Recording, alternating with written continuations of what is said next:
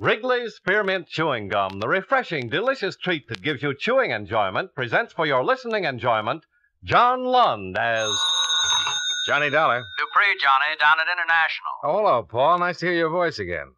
How are things? Oh, about the same.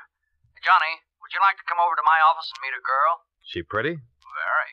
Interesting? Very. As a matter of fact, she just told me the most interesting thing I've ever heard. Oh, yeah? What's that? She just told me that she was dead. I better come over.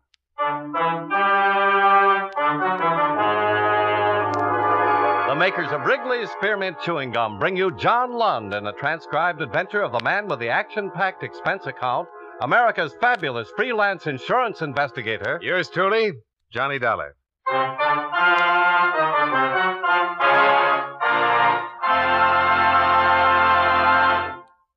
Wrigley's Spearmint Chewing Gum refreshes you. Wrigley's Spearmint Chewing Gum gives you real chewing enjoyment. Yes, for chewing enjoyment plus refreshment, it's Wrigley's Spearmint Chewing Gum. The lively, delicious flavor of Wrigley's Spearmint cools your mouth, helps keep your throat moist, and gives you a nice little lift. The good, smooth chewing of Wrigley's Spearmint helps keep you feeling fresh and alert, adds enjoyment to whatever you're doing. So for chewing enjoyment plus refreshment, treat yourself often to Wrigley's Spearmint Chewing Gum. Healthful, refreshing, delicious.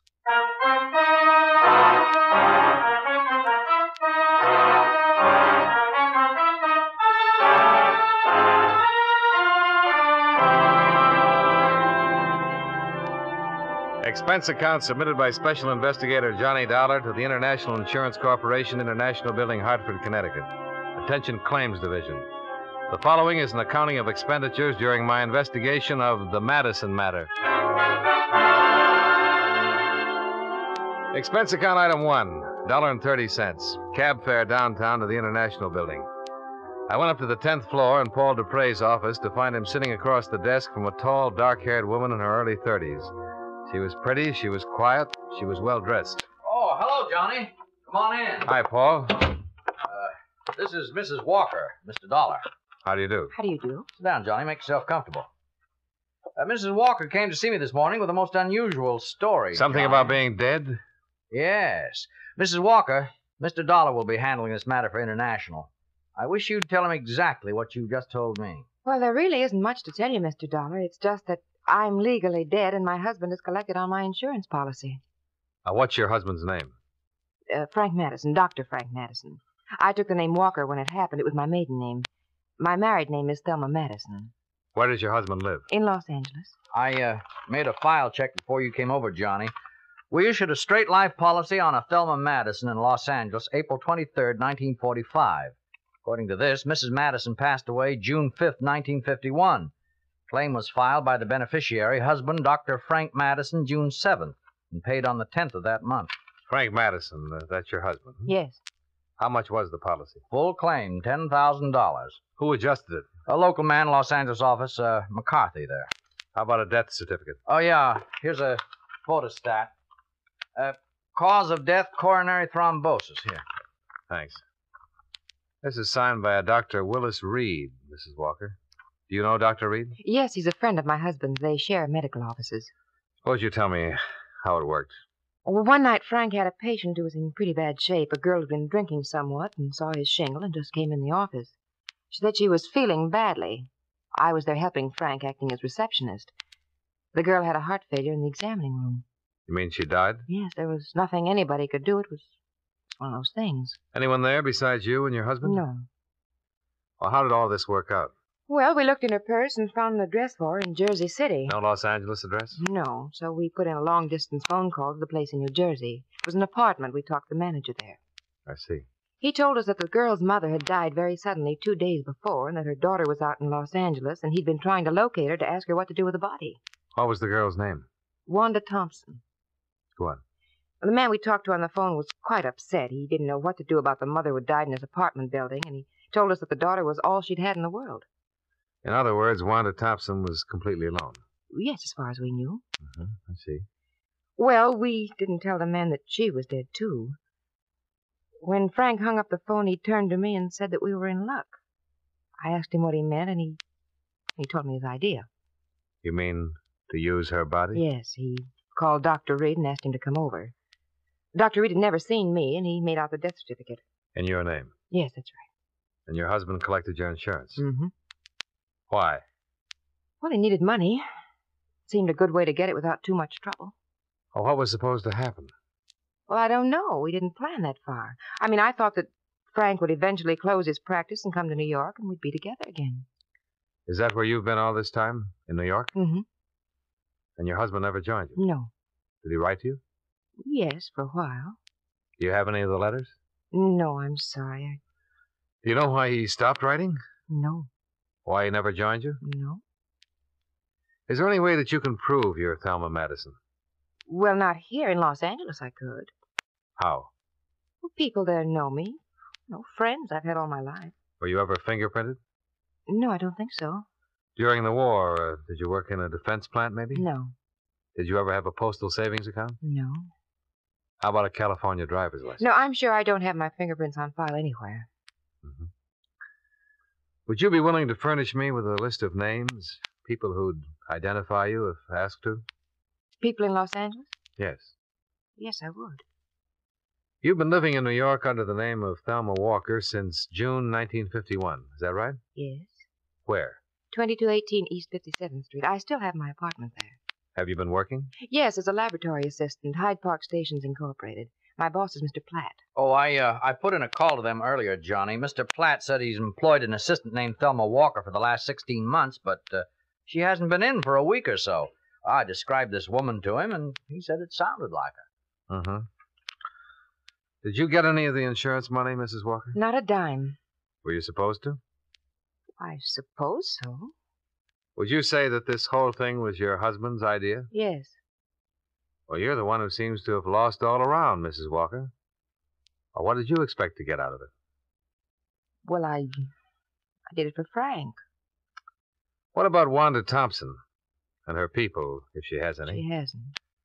Very few people in this world are without somebody, somewhere. Would you be willing to sign a statement containing all the information you've given me here today? Yes. You realize that if what you tell me is true, that you'll be criminally charged? Yes.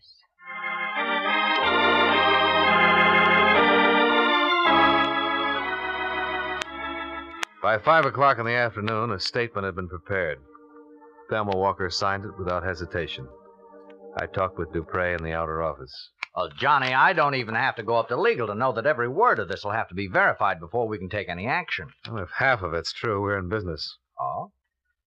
She didn't give us any good reason for coming here. Well, maybe she has a conscience. She wouldn't have done it in the first place if she had. In the second place, she couldn't have lived with it for almost 2 years. And in the third place, there's an awful lot of coincidence. Yeah, but suppose it's true. Well, then it's the neatest thing since the ball bearing. What worries you most? What I said before. She might be a crackpot with a good imagination. Well, let's find out.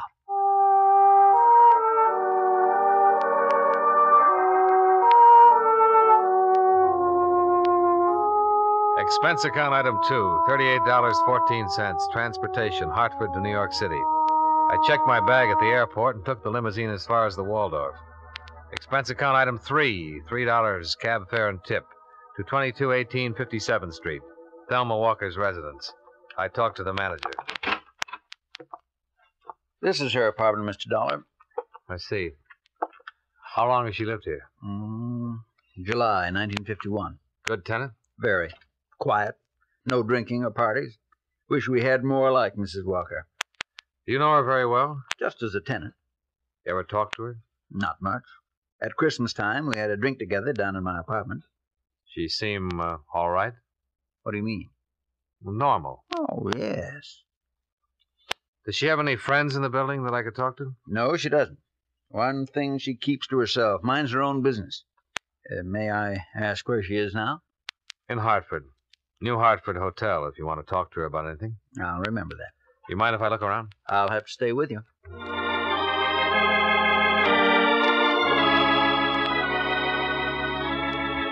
I found nothing in Thelma Walker's apartment that would help verify or disprove her story. An hour later, I located Mr. Platt, the proprietor of the Hyde Park Laboratories where Thelma Walker worked. His answers concerning her conduct, habits, and attitude were identical with those of the apartment house manager. I checked with 2 people who worked with her. The same. By midnight, I was back out at the airport. Expense account item 4, $2.25. Long-distance phone call to Hartford.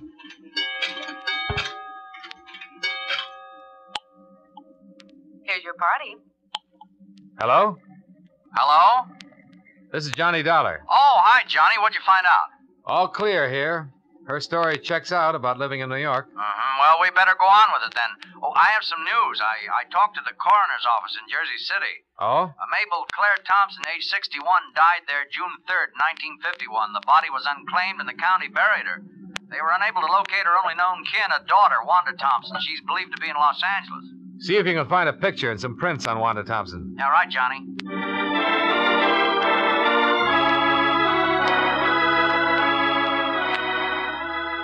Expense account item 5, $185. Transportation, New York to Los Angeles.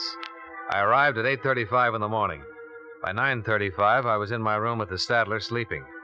At 4 o'clock in the afternoon, I awakened, shaved, and had something to eat. There was a special delivery airmail folder for me at the desk. It was from Paul Dupre. It contained a front and side view of Thelma Walker, along with a sample of her fingerprints and handwriting.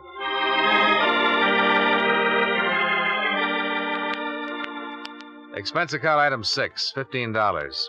Car rental, so I could get around to very big Los Angeles. I caught a woman by the name of Quincy just as she was having a bite of dinner. Please excuse me for eating like this while you're here, Mr. Dollar, but I'm in a terrible hurry tonight. I have a date. Oh, that's all right, Miss Quincy. I'm intruding anyhow. No, not at all. You say you're from an insurance company? That's right. I thought perhaps you could help me. I'll try. What do you want? Well, I'd like to have you look at this. Mm-hmm. You know the woman in this picture, Miss Quincy? Well, she looks terribly familiar. Do you know her name? Let me think.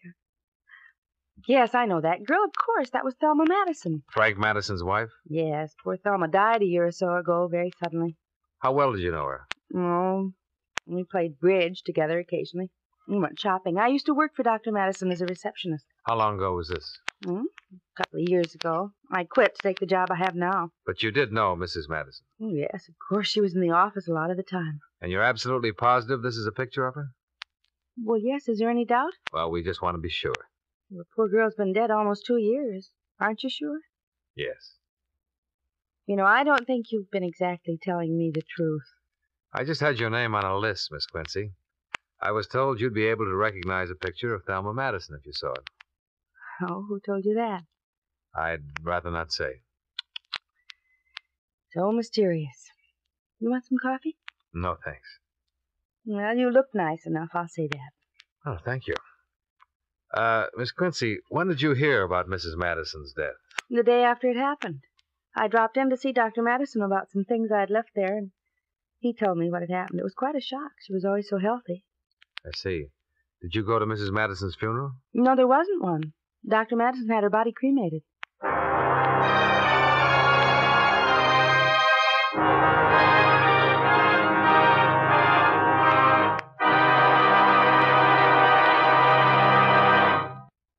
Friends, wherever you are, whatever you're doing, you'll enjoy chewing Wrigley's Spearmint Gum. Chew Wrigley's Spearmint while you're working. The lively, full-bodied flavor of Wrigley's Spearmint gives you a refreshing little lift.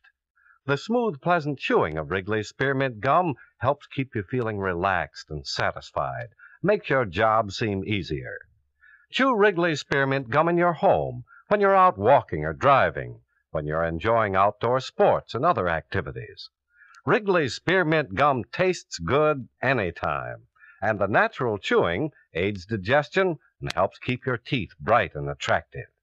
Yes, wherever you are, whatever you're doing, you'll enjoy chewing Wrigley's Spearmint Chewing Gum. Healthful, refreshing, delicious.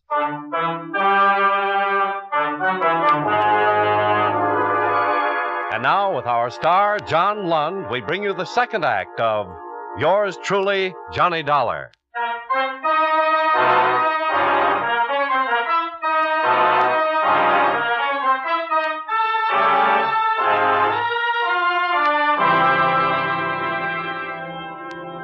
Los Angeles police had a missing person report on Wanda Thompson dated June 21st, 1951. They'd been unable to get any leads as to her whereabouts. The reports had been filed by a man named Rexford. I looked him up. He lived in a small house off Laurel Canyon Drive. I told him my business. Insurance? Investigator. Oh, well, come on in. Here, sit down. What can I do for you? I understand you once knew a girl named Wanda Thompson, Mr. Rexford. Yeah, that's right, I did. Don't tell me you know where she is. No, I couldn't say that exactly. Oh, you're looking for her, huh? Yeah. You been to the police? Yes. You filed a missing person complaint on her? Yeah, but they never did find her. Was she a good friend of yours, Mr. Rexford? Yeah, sort of. She was a nice little kid. Came from someplace in New Jersey. How long did you know her? About 3 weeks or so. How did you happen to meet her? I met her in a restaurant. She sat across from me. It was kind of crowded, and I don't get the wrong idea. It was just that we began talking, and we wound up going to a movie together. I saw her quite a bit for a while, and then she just up and disappeared without a word. That's about it. Do you remember when you last saw her? Sure, it was my birthday, June 5th. Went out and took in a play and had some drinks and food. I took her home, and she lived in a room over on, I think it was Berendo Street. 1480 West Brenda? Yeah, that's a little sort of court. That's the last I saw of her. Called a couple of times. The landlady said she hadn't seen her around, then I went over there. We went in the room, found all of her things there, but she was gone. Finally got worried and went to the police. Mm-hmm. She drink much? No. You think something happened to her? Well, I don't know. I mean, anything could happen. Why would a kid like that just walk away from all her clothes and things and not let anybody know about it at all? Did she know many other people in town? Well, I told the police that I didn't think she did. I never heard her talk about anybody else. I knew she'd only been here for a little while. She came here for health. Oh? Yeah, some kind of heart trouble. Needed the weather or something like that. Did you tell this to the police when you reported her missing? No, should I? Did she go to a doctor here? Oh, yeah. I saw him a couple of times while I knew her. Was his name Madison, by any chance? Dr. Frank Madison? Yeah, that's it. Dr. Madison. He was the guy who was taking care of her.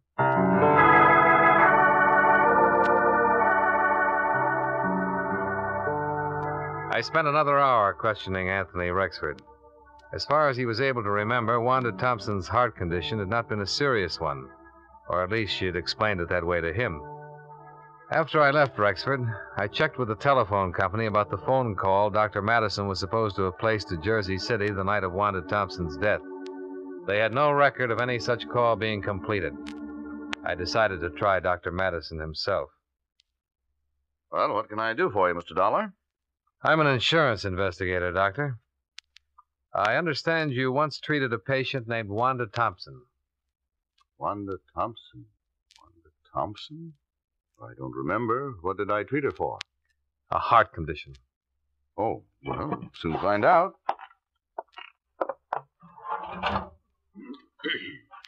Thompson. Wanda. When was this? Oh, almost 2 years ago. I don't have the exact dates. Well, I don't have a Wanda Thompson in my files, Mr. Dollar. Was it something important? Pretty important. Well, she might have come in once for some little thing. I wouldn't make a history of that, necessarily. A man she once knew here told me that she came to you a few times. Could have been another Dr. Madison? No, she told him it was you. That's funny. Well, say, now, wait a minute. You say this was 2 years ago? About that. My wife was acting as receptionist for me then. She wasn't too good at keeping records. Oh. You suppose I could talk to her and ask her? My wife is dead, Mr. Dollar. Oh. I'm sorry I can't be of more help. I thought every doctor kept a record of all his patients, even if they just came in with a nosebleed. As I said, my wife wasn't too efficient at her job here. Oh, yes. You did say that, didn't you, Doctor? What is this, Mr. Dollar? My chance to get a look at you. What do you mean by that? I'll come right out and say it, Doctor. You should have kept a file on Wanda Thompson. You should have kept that above all other things. The fact that you don't have one is going to make me believe a lot of things that I haven't really believed up till now. What things? What on earth are you talking about? I talked to a woman in Hartford, Connecticut 4 days ago who told me her name was Thelma Madison. She said she was your wife. She said that Wanda Thompson died in your office one night and that you identified the body as your wife's. What? And what's more, you collected $10,000 worth of insurance on her. Here's her picture, Doctor. Is this your dead wife? Well? All right, I'll tell you. It is your wife. And she's still very much alive. And the story she told me in Hartford is pretty much the truth. I've never seen this woman before in my life. That's funny. 14 people in Los Angeles who knew her pretty well have seen that picture, and all of them say her name is Thelma Madison, that she was your wife. I've talked to every one of them, and I've got statements from them to that effect. And what's more, I have a rather long statement from Thelma Madison herself. Tells the whole story. Would you like to read it? No. Then maybe you'd like to make a statement yourself. I have nothing to say, Mr. Dollar. No, I didn't think you would, Doctor.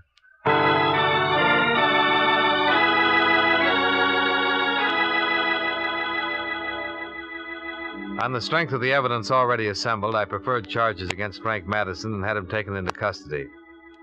He refused to talk with the police or with me about any of the charges of which he was accused. He was held without bail pending investigation.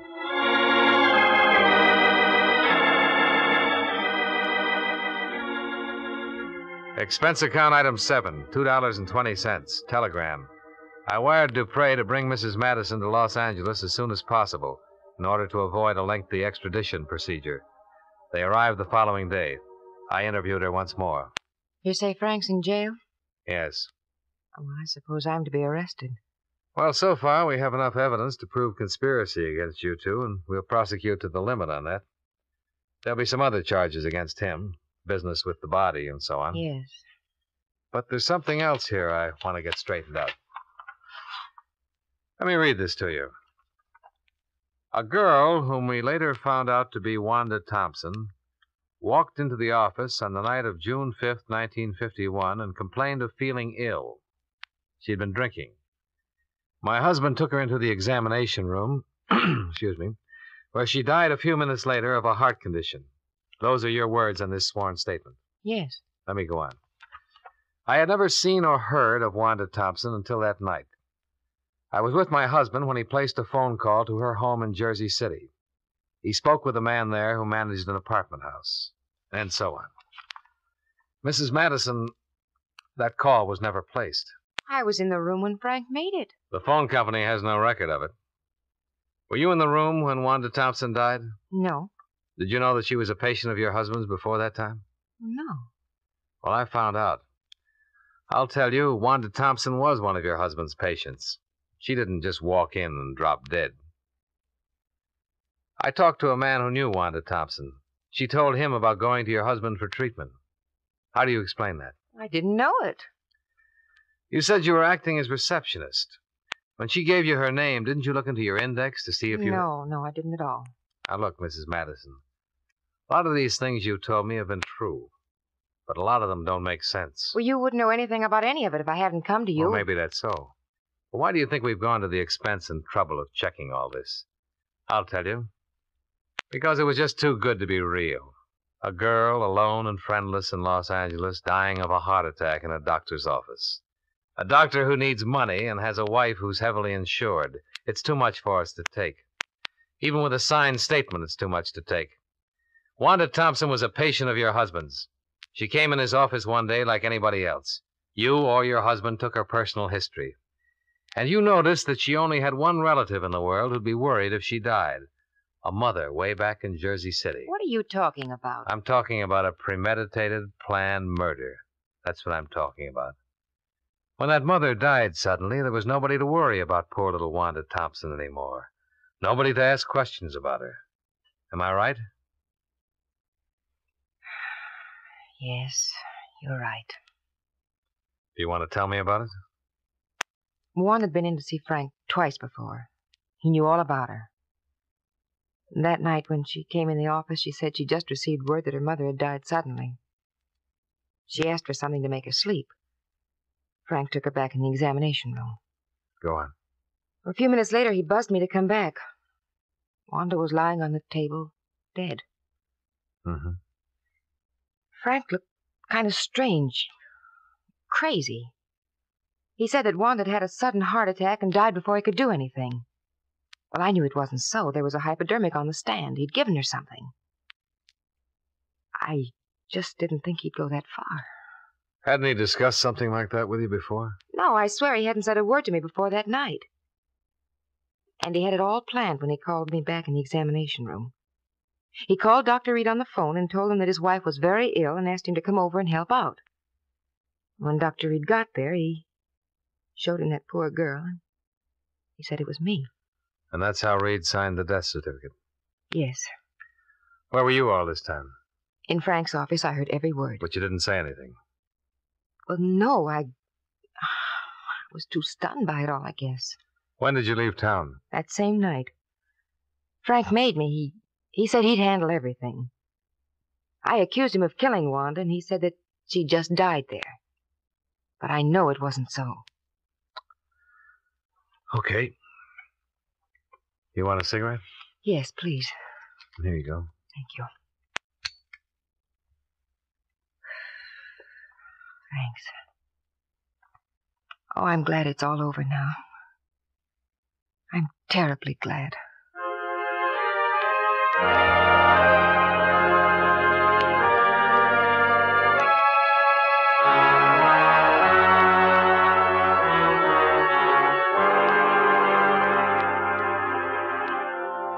Expense account item 8, $73.50. Board and room while in Los Angeles. Expense account item 9, $205. Plane fare to Hartford. Expense account total, $525.39. Yours truly, Johnny Dollar.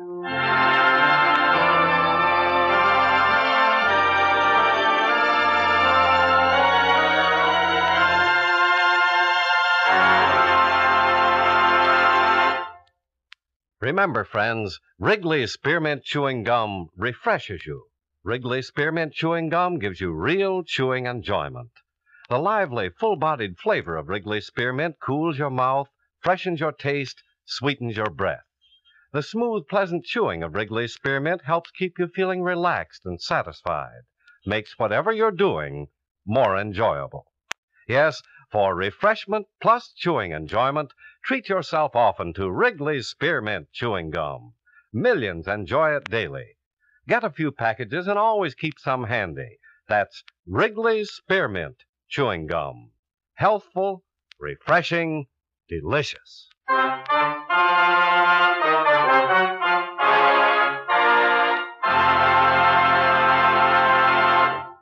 Yours truly, Johnny Dollar, brought to you by Wrigley's Spearmint Chewing Gum, stars John Lund in the title role and was written by E. Jack Newman with music by Eddie Dunstetter. Featured in tonight's cast were Joseph Kearns, Lillian Baeff, Parley Bear, Virginia Gregg, Tom Tully, and John McIntyre. Yours truly, Johnny Dollar, is transcribed in Hollywood by Jaime Del Valle.